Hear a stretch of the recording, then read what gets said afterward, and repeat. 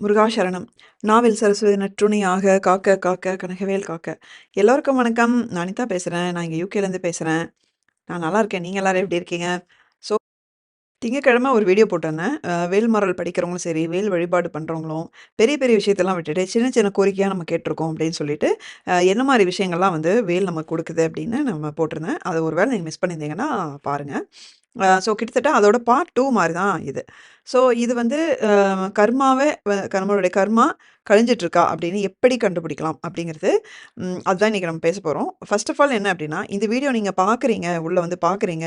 நீங்க கடைசி வரைக்கும் வந்து அம் அ இத ஒரு சீரியஸா எடுத்துக்கிட்டு நீங்க பார்க்குறீங்க அப்படின்னாலே, நீங்க கர்மா கழியிற அந்த பாத்துல தான் ஆல்ரெடி அந்த பாதையில தான் இருக்கீங்க அப்படின்னு அர்த்தம். உங்களுடைய கர்மா கழியுதா இல்லையா அப்படிங்கிறது சும்மா ஒரு 4, 5 அறிகுறிகளால சொல்லக்கூடிய சாதாரண விஷயம் கிடையாது. லைஃப்ல எல்லா விஷயங்களும் பயங்கரமா பின்னி பிணைஞ்சிருக்கு. ஒண்ணு எடுத்தா ஒண்ணு ஒரு தனியா ஒரு இண்டிவிஜுவலா பேசவே முடியாது. ஒண்ண தொட்டு எல்லாமே பின்னி பிணைஞ்சிருக்கு. ஸோ ஏகப்பட்ட டிபார்ட்மெண்ட் இருக்கு. முடிஞ்ச அளவுக்கு முக்கியமான டிபார்ட்மெண்ட்ல நம்ம என்னலாம் பண்ணிட்டு இருக்கோம், நம்ம லைஃப்ல இதெல்லாம் நடக்குதா அப்படின்னு தான் இப்ப நான் வந்து ஷேர் பண்ண போறேன். இதுல வந்து அட்லீஸ்ட் ஒரு 3, 4 விஷயங்கள் வந்து உங்களுக்கு நடக்குது அப்படின்னாலே, கண்டிப்பா சொல்றேன். ரொம்ப ரொம்ப பாசிட்டிவான விஷயம். ஸோ வீடியோவ முழுசா பாருங்க. கண்டிப்பா வீடியோ பார்த்துட்டு, இதில என்னென்ன அறிகுறிகள் உங்களுக்கு இப்போ தென்படுது அப்படிங்கிறது மறக்காம நீங்க வந்து கமெண்ட்ல சொல்லுங்க. ஸோ நம்ம சேனலுக்கு நீங்க புதுசா இருக்கிற மாரி இருந்தா, முருகப்பெருமானை சுவாசிக்கவும், நேசிக்கவும் வைக்கும் பல பதிவுகள் பார்த்துட்டு வரோம். உங்கள் வாழ்க்கையில வந்து மிக மிக பயன்படக்கூடிய பல பதிவுகள் பார்த்துட்டு வரோம். மிஸ் பண்ணிடாதீங்க. ஃபாலோ பண்ணிக்கோங்க. சேனலுக்கு சப்ஸ்கிரைப் பண்ணிக்கோங்க. வீடியோவுக்கு ஒரு லைக் போட்டுக்கோங்க. ஸோ அதே மாரி ஸ்க்ரீன்ல காட்டுற இந்த திருப்புகழ் புத்தகம், இந்த "ரத்தின பேழை" அப்படிங்கிற வேல்மாறல் புத்தகம் வேணும்னா, ரம்யா சிஸ்டருக்கு வந்து வாட்ஸ்அப் பண்ணுங்க. ஸோ, இப்ப நம்ம போன வீடியோல சொன்ன மாரி, நம்ம மனுஷனா பொறக்கிறதே வந்து ஊழ் வினையினால, கர்ம வினையினால, அந்த கர்ம வினைய ஒழிச்சு இறைவனை அடையறதுக்கு தான் ஒரு மனித பிறவியா எடுக்கிறோம். மனித பிறவியில மட்டும் தான் வந்து 6வது அறிவு அப்படின்னு ஒண்ணு இருக்கு. அந்த அறிவ வச்சு தான் நமக்கு என்ன வேணும், வேண்டாம், நல்லது, கெட்டதுங்கிற தெளிவு, ஞானம், அதுக்கப்புறம் ஃபைனலி இறைவனை அடைதல் அப்படிங்கிற விஷயம் வந்து நமக்கு கிடைக்கும். ஸோ ஒரு மனித மனித குழந்தையா பிறக்கும்போது, அந்த ஆன்மாவுக்கு தெரியும். அதோடைய கர்ம வினை என்ன அப்படிங்கிறது, நம்மளுடைய ஐம்புலன்களுக்கு மட்டும் தான் நம்ம என்ன பண்ணியிருக்கோம், என்ன அப்படிங்கிறது நமக்கு தெரியாது. நம்மளுடைய ஆன்மாவுக்கு நன்றாக தெரியும். அது வந்து ஆழமா நம்மளுடைய ஒவ்வொரு செயல் இருக்கு இல்லைங்களா? அந்த ஒவ்வொரு செயலுடைய விளைவு தான் வந்து கர்மா. அந்த விளைவு கர்மா வந்து அங்கங்க ஒரு ஆழமா பதிஞ்சிருக்கும் ஆன்மால. ஸோ ஆன்மாவுக்கு தெரியும். அது ஆன்மா என்னன்னா, அந்த அந்த மனித குழந்தைய வளர வளர வந்து அந்த குழந்தைக்கு ஒரு உணர்வ குடுத்து வழிநடத்த ட்ரை பண்ணும். ஆனா, நமக்கு என்ன ஆகுது? நமக்கு ஐம்புலன்கள்னு ஒண்ணு கடவுள் குடுத்துட்டாரா? அந்த ஐம்புலன்களும் நம்மளுடைய 6வது அறிவாலாம் வந்து பழைய கர்மாவ வந்து அழிக்குதோ! இல்லையோ! புது கர்மாவ வந்து நம்ம நெறைய தேடிக்கிறோம். அதனால நம்மளுடைய ஆன்மா வந்து உள்ளுக்குள்ள நமக்கு உணர்த்தும் விஷயங்கள் விட, வெளிய நம்மளுடைய ஐம்புலன்கள் வந்து உண்டாக்கும் அந்த ஆசைகளும், அந்த குணங்களும் ஓவர்டேக் பண்ணுது. அதனால தான் நம்ம ட்ராக் மாறி, அந்த ஐம்புலன்கள் கடைசியா என்ன சொல்லுதோ, அதுபடி வாழ்ந்துட்டுருக்கோம். ஸோ, இப்போ நம்ம ஒரு ஸ்டேஜுக்கு அப்புறம் வாழ்க்கையில வந்து பல அடிகள் பட்டு, பல விஷயங்கள் வந்து மேபி நமக்கு தெளிவு கிடைச்சு, ஒரு ஸ்டேஜ்ல வந்து ஒரு ட்ரான்சிஷன் நடக்கும்.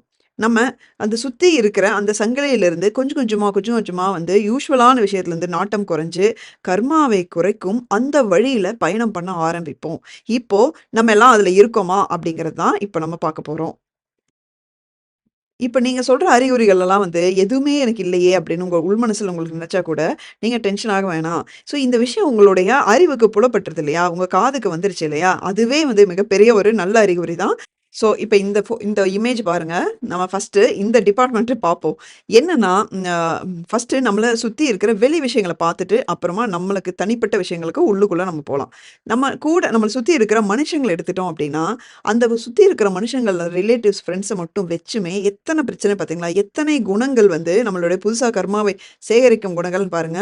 புறம் பேசுதல், பெருமை, பொறாமை, பொய், சுயநலம், ஆணவம், கோபம், வெறுப்பு இந்த மாரி விஷயங்கள் எல்லாமே மோஸ்ட்லி நம்மள சுத்தி இருக்கிற மக்கள் கூட அசோசியேட் ஆயிருக்கிற விஷயங்கள். ஸோ இது எல்லாமே பார்த்தீங்க அப்டின்னா, ஈஸியா கர்மாவ புதுசா கொண்டு வர விஷயங்கள் தான். ஸோ ஆல்ரெடி இருக்கிறது நமக்கு கழியிறது அப்டின்னா, மிகப்பெரிய அறிகுறியே என்னன்னா, இந்த மாரி குணங்கள் இல்லாத மனுஷனே இருக்க முடியாது. ஆனா, இந்த குணங்கள் வந்து படிப்படியா குறையணும். வயது ஆக ஆக அந்த பக்குவம் வர வர ஒரு மனுஷனுக்கு இந்த குணமெல்லாம் வந்து குறைஞ்சுட்டே வரணும். நான் இதெல்லாம் படிப்படியா குறைஞ்சதுன்னா, அது எதுக்கு அடையாளம்னா, நீங்க பக்குவமாயிட்டு வரீங்க. உங்க மனசு பக்குவப்பட்டுட்டுருக்கு அப்படின்னு அர்த்தம். பக்குவம் அப்படிங்கிறது கர்மா கரைய மிக மிக முக்கியமான ஒரு விஷயம். முன்னாடியெல்லாம் யாராவது ஏதாவது சொல்லிட்டாங்க அப்படின்னா, நம்ம திருப்பி குடுத்தே தீரணும் அப்படின்னு பதில் சொல்லாம விட மாட்டோம். திருப்பி வந்து அந்த பழிவாங்குற ஒரு உணர்வு, பதில் சொல்லியே ஆகணுங்கிறது, இல்லைன்னா நமக்கு பயங்கர கோவம் வருது. இப்படி நம்மள சொல்லிட்டாளே! ஏன்னா நம்மகிட்ட தான் நியாயம் இருக்கு. நமக்கு அப்படியே பார்த்தீங்கன்னா, சுர்ருன்னு வரும். நம்ம மனச அது ரொம்ப பாதிக்கும். ரொம்ப டிஸ்டர்ப் ஆவோம். அதுவே நாளாக நாளாக பார்த்தீங்கன்னா, இந்த விஷயங்கள் மத்தவங்க என்ன சொன்னாலும், பண்ணாலும் நம்மகிட்ட நியாயம் இருக்கும் பட்சத்தில பார்த்தீங்க அப்படின்னா, நமக்கு அந்த அளவுக்கு அது இப்போ பாதிக்காது. முன்னாடி பாதிக்கிற அளவுக்கு பாதிக்காது. "அட கிடக்குது போ! அவ அப்படிதான். அவளுக்கு தெரிஞ்சது அவ்வளதான். அவனுக்கு தெரிஞ்சது அவ்வளதான். அவன் புத்தி அவ்வளதான்." அப்படின்னு சொல்லிட்டு நம்ம பாட்டுக்கும் நமக்கு என்ன முக்கியமான விஷயமோ, அதில ஃபோக்கஸ் பண்ணிட்டு இருக்க ஆரம்பிச்சோம் அப்படின்னா, அதுவே மிகப்பெரிய ஒரு நல்ல அறிகுறி. அ இந்த எல்லா டிபார்ட்மெண்ட்லயும் கடவுள்ங்கிற டிபார்ட்மெண்ட் தான் கடைசில வராரு. ஏன் தெரியுங்களா? எல்லாமே முக்கியமான விஷயங்கள்லாம் நம்மகிட்ட தான் இருக்கு. எண்ணம், சொல், செயல் இதெல்லாம் நம்மகிட்ட தான் இருக்கு. ஸோ கடைசில தான் வந்து இங்க கடவுள் வராரு. போக போக பார்க்கலாம். ஸோ சுற்றி இருக்கிற மனிதர்கள பத்தி பார்த்தோம். இப்போ நமக்கே உரிய ஆசைகள பத்தி பார்க்கணும். ஆக்சுவலா நம்மள ஐம்புலன்கள் வந்து ஆசையில தான் சிக்கி தவிக்கும். புத்தர் நம்ம சொல்லியிருக்காரு இல்லையா? "ஆசையே துன்பத்திற்கு காரணம்" அப்படின்னு சொல்லிட்டு. ஸோ ஸோ பேர், புகழ், காசு, பணம், நகை இன்னதுன்ட்டு இல்ல. நம்ம ஆசைப்படாத விஷயங்கள் எதா இருக்கான்னு வச்சுக்கோங்க. சொத்து எத்தன காசு இருந்தாலும் நமக்கு பத்தாது. எத்தன சொத்து இருந்தாலும் பத்தாது. ஸோ இந்த ஆசை வந்து பார்த்தீங்கன்னா, கர்மா கழிய ஆரம்பிக்கும்போது, இதனுடைய நாட்டம் இது சுத்தமா இல்லாம போகாது. ஆனா அதனோட நாட்டம் குறைஞ்சுட்டே வரும். நம்ம ஒரு காலகட்டத்தில ஃபுல் ஃபோக்கஸ்டா இத மட்டுமே நெனச்சுட்டு இருப்போம். இப்போ வந்து கொஞ்சம் வந்து மைண்ட் அதுலேருந்து வெளிய வந்து, வேற நல்ல விஷயங்கள்ல வந்து மனசு போகும். அதாவது ரொம்ப சுயநலமா வந்து இதையவே யோசிக்காம, சில பொதுநலமான விஷயங்கள், சுயநலம் இல்லாம மத்தவர்களுக்கு எந்த பலனையும் எதிர்பார்க்காத சில விஷயங்களையும் நம்ம வந்து ஆன்மா நமக்கு உணர்த்தும் ஆக்சுவலா. அந்த விஷயங்கள் இதுல இந்த ஆசைகள்ல நாட்டம் குறைஞ்சது அப்படின்னாலே வந்து, அது கர்மா கழியறதுக்கான மிகப்பெரிய நல்ல அறிகுறி.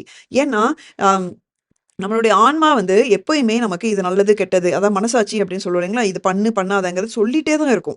சின்ன வயசுலேருந்து அது சொல்லிட்டே தான் இருக்கும்.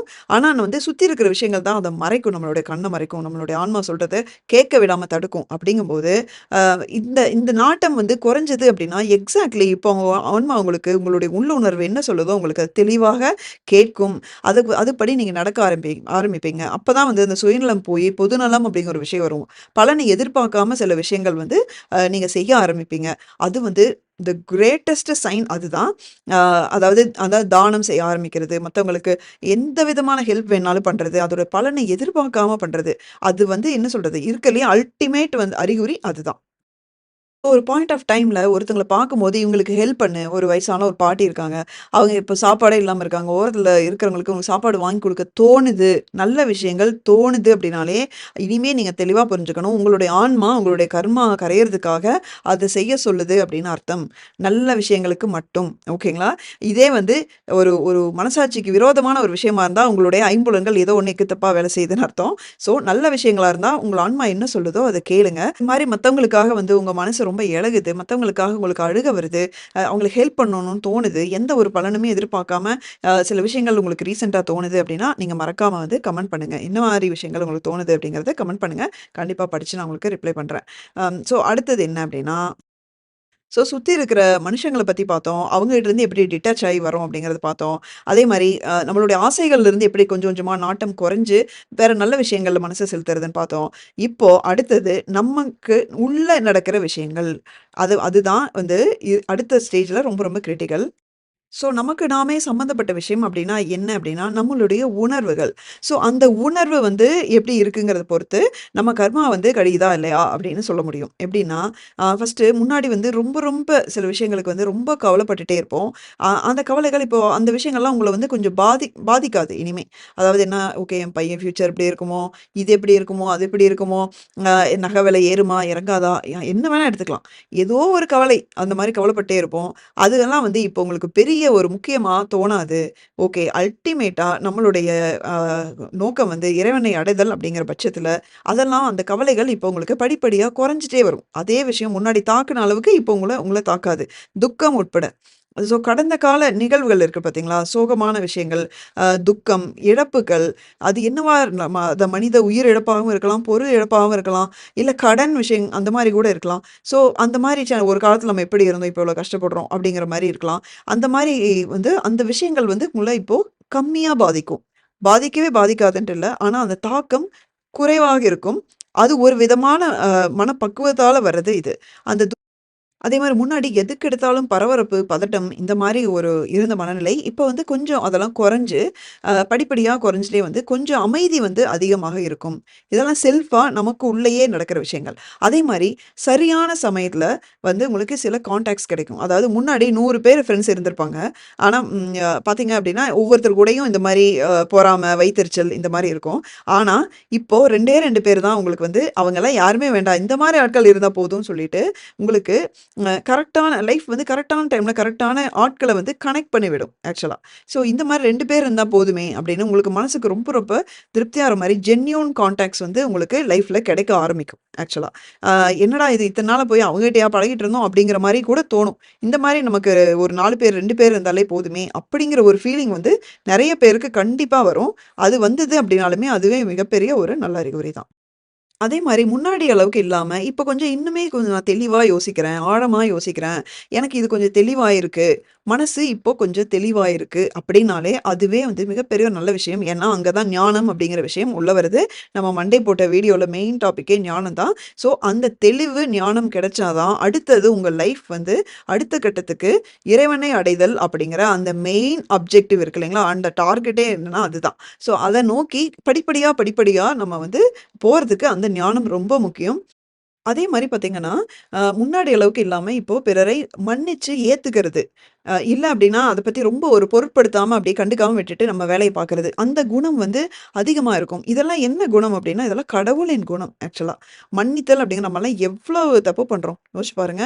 அந்த கடவுள் வந்து கருணையே வடிவா இருக்கிறனால தான் வந்து நம்மலாம் பொழச்சிட்டு இருக்கோம் ஆக்சுவலி. அந்த மாரி அந்த கடவுளின் குணம் அப்டின்னு சொல்றாங்கல்ல, அத பிறர்கிட்ட எந்த ஒரு பலனையும் எதிர்பார்க்காம அவங்களுக்கு நல்லது நெனைக்கிறது, மன்னிச்சு ஏத்துக்கிறது, இதெல்லாம் வந்து கடவுளுடைய குணம். இந்த குணங்கள் படிப்படியா வந்து இம்ப்ரூவ் ஆயிட்டே இருக்கும். இதெல்லாம் என்னன்னா, சில சமயம் நமக்கு வெளிப்படையா தெரியாது. ஆழ்ந்து உட்கார்ந்து யோசிக்கும்போது தான் தெரியும். நான் சொன்ன எல்லா பாயிண்ட்ஸுமே நீங்க அமைதியா உட்கார்ந்து பிகினிங்ல இருந்து எல்லாத்தையுமே நீங்க யோசிச்சு பாருங்க. கண்டிப்பா உங்ககிட்ட அட்லீஸ்ட் ஒரு 3, 4 விஷயங்கள்ல உங்களுக்கு ஒரு இம்ப்ரூவ்மென்ட் இருக்கு அப்டின்னாலே, அது மிகப்பெரிய ஒரு நல்ல விஷயம். அடுத்தது தான் இப்போ முக்கியமான பார்ட்டுக்கு வர்றோம். இவ்ளோ நேரம் நம்ம சுத்தி நடக்கிற விஷயங்கள், அ மத்தவங்க கிட்ட நடந்துக்கிற விஷயங்கள், அப்புறம் நமக்குள்ளேயே உ உ உள்ள வந்து நடக்கிற ஒரு சேஞ்ச், ஒரு மாற்றம் என்னங்கிறது பார்த்தோம். இப்ப தான் மெயின் பிக்சர்க்கு வர்றோம். நம்முடைய எண்ணம், சொல், செயல் வந்து ஓரளவுக்கு டீசென்ட்டா நம்ம கொண்டு வந்து இம்ப்ரூவ் பண்ணிட்டோம் அப்டின்னா, அடுத்தது நம்மளுடைய பக்தி அப்படிங்கிற ஒரு விஷயம் இருக்கு பார்த்தீங்களா? அத டிராஸ்டிக்கா கண்மூடித்தனமா நம்ம ஃபாலோ பண்ணும்போது, நம்மளுடைய கர்மா வேகமாக கரைக்க முடியும். இதுதான் ரொம்ப ரொம்ப முக்கியம். இப்போ நீங்க முன்னாடி எப்போதும் இல்லாத அளவுக்கு கடவுள் மேல உங்களுக்கு ஒரு ஈர்ப்பு வந்திருக்கிறதா? அத நீங்களே உங்கள கேட்டுக்கோங்க. அதே மாரி அம் சும்மா பூஜை பண்ணாம, உணர்வுபூர்வமா நீங்க வந்து கடவுளோட கனெக்ட் ஆக ட்ரை பண்றீங்களா? உணர்வுபூர்வமா அப்ரோச் பண்றீங்களா? மனசார வந்து முருகப்பெருமானோ, சிவபெருமானோ உங்களுடைய இஷ்ட தெய்வம் யாராக இருந்தாலும் சரி, மனசார உள்ளுக்குள்ள அவங்களால அடிக்கடி உங்களால கனெக்ட் பண்ணி அவங்களோட மனசார பேச முடியுதா? அவங்களோட வந்து உணர்வுபூர்வமா அவங்கள அப்ரோச் பண்ணி கனெக்ட் ஆக முடியுதா? அப்டின்னா, உண்மையாவே வந்து இது ஒரு மிகப்பெரிய ஒரு அறிகுறி இது. ஸோ இது வந்துருச்சு அப்டின்னாலே, உங்களுடைய எண்ணம், சொல், செயல் எல்லாம் அதுவே இம்ப்ரூவ் ஆயிரும். ஏன்னா, நமக்கே நம்மளுடைய உள்ளுணர்வுக்கு தெரியும். முருகப்பெருமான் வந்து நம்மள எந்நேரம் ஒரு செகண்ட் கூட விடாம பார்த்துட்டு தான் இருக்காரு அப்படிங்கிறது. அந்த ஒரு ஃபீலிங் இருந்தது அப்படின்னாலே, தன்ன போல நம்ம மனசாட்சிப்படி நடக்க ஆரம்பிச்சுருவோம். எண்ணம், சொல், செயல் எல்லாம் தன்ன போல இம்ப்ரூவ் ஆயிரும். நீங்க ஒரு பக்கம் பக்தி உணர்வு, இன்னொரு பக்கம் வந்து உங்க மனசாட்சிப்படி நடக்க ஆரம்பிச்சுட்டீங்க. ஒரு பொது சுயநலம் இல்லாம பொது நலனா வந்து தானங்கள், தர்மங்கள் இப்படி எல்லா விஷயங்களையும் நீங்க ஆரம்பிச்சுட்டீங்க அப்படின்னா, you are on the right track. நீங்க கரெக்ட்டான வழியில தான் போயிட்டுருக்கீங்க அப்படின்னு அர்த்தம். இது மட்டும் இல்லாம உங்க பக்தியிலேயே பார்த்தீங்கன்னா, உங்கள வழிநடத்துற மாரி நல்ல ஒரு குருக்கள் கிடைப்பாங்க. இல்லைன்னா வந்து ஒரு நல்ல விஷயங்கள் வந்து உங்களுக்கு கண்ல படும். உங்களுக்கு கேட்கிற மாரி ஒரு பிராப்தம் கிடைக்கும். அந்தந்த காலகட்டத்தில தான் அதெல்லாம் கண்ல படும் அப்படின்னு சொல்லுவாங்க. ஸோ அது வந்து அந்த காலம் என்ன அப்படின்னா, உங்களுடைய கர்மா கரையும் அந்த காலத்தில தான் நீங்க நல்ல விஷயங்கள கேட்கவோ, அல்லது அத உணரவோ முடியும். ஸோ, அந்த ஸ்பிரிச்சுவாலிட்டில அதாவது கடவுள் பக்தி அப்படிங்கிற அந்த கான்செப்ட் மட்டுமே டீப்பா இன்னும் நெறைய விஷயங்கள் பேச முடியும். ஸோ, முக்கியமான ஒரு விஷயத்த வந்து நான் சொல்லிட்டு இந்த வீடியோ முடிச்சுக்கிறேன். என்ன அப்படின்னா, முன்னாடி வந்து எதையுமே அந்த ஏதோ ஒரு விஷயத்துக்கு நம்மளே கவலைப்பட்டுட்டு ஒரு ஃப்ரஸ்ட்ரேஷன், ஸ்ட்ரெஸ் அப்படி இருப்போம். இப்போ கொஞ்சம் கொஞ்சமா அது நம்மளுடைய முருகப்பெருமான் பார்த்துக்குவாரு. அப்படின்னு கொஞ்சம் கொஞ்சமா ஸ்டெப் இன்ச்சு இன்ச்சா நீங்க அந்த சரணாகதி அப்படிங்கிற விஷயத்த நோக்கி போயிட்டுருப்பீங்க. முழுமையான சரணாகதி அப்படிங்கிறது உண்மையாவே ரொம்ப கஷ்டம். ஆனா, நீங்க அத நோக்கி கொஞ்சம் கொஞ்சமா போயிட்டுருப்பீங்க. என்னால ஆனத முடிஞ்சதெல்லாம் பண்ணிட்டேன். அப்பா முருகா! உன்ன நம்பி தான் நான் இருக்கேன். உன் கால புடிச்சுட்டேன். இனிமே எனக்கு எனக்கு நீ தான் எல்லாமே. நீ எல்லாமே பார்த்துக்கோ அப்படின்னு உங்களால அப்பப்பவோ அல்லது அடிக்கடியோ உங்களால வந்து மனசார உணர முடியுது அப்படின்னா, தட் இஸ் த பெஸ்ட். ஏன்னா, நம்ம ரிமோட் கண்ட்ரோல அவர்கிட்ட குடுத்துட்டா, அவரு வேகமா ரிமோட் கண்ட்ரோல ஆப்பரேட் பண்ணி, நம்ம கர்மா கழியறதுக்கு என்ன பண்ணணுமோ, அத பண்ணுவாரு. இதுதான் இருக்கறதுலயே பெஸ்ட்டான விஷயம் அதான் சரணாகதி. அந்த கடவுள் நெனச்சா நம்ம கர்ம வினைய ஒரு செகண்ட்ல அழிக்க முடியும் அப்படின்னு நீங்க நம்புனீங்க அப்படின்னா, நீங்க கரெக்ட்டான வழியில இருக்கீங்க அப்படின்னு அர்த்தம்.